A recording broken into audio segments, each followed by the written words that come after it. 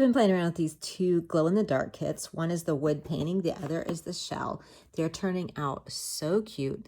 Absolutely love they include everything you need. So you get 14 of the wood circles. Then on top of that, you get a big selection of all the paints that you want, all the paint brushes. When I did use the paints, they applied well. You can still see the wood grain. I didn't have any issue. This is just one coat of the red, one coat of the black. Then on top of that, I did add a few details. So I added the glitter glue, the sparkle on the silver, and then the yellow is actually the glow in the dark, and it does actually glow in the dark. I'll show you that in a second. I have the two kits here, so I might be getting them a little confused.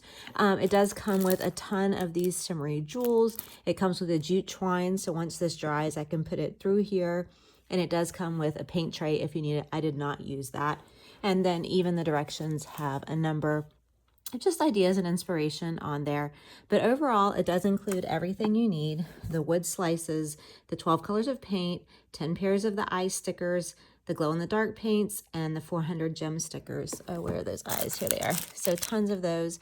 I was able to just apply those with the glitter glue, and everything is staying really well. And here's a view of the glow-in-the-dark at night. It's my little ladybug friend. I did use the yellow for her dots, and the yellow, the green, and the pink are all glowing well. It just depends on, how much light you expose them to, but no issues there. Overall, I really loved playing with both kits. I would say if you're more into colors, you get a lot more paint and glitter options with the wood.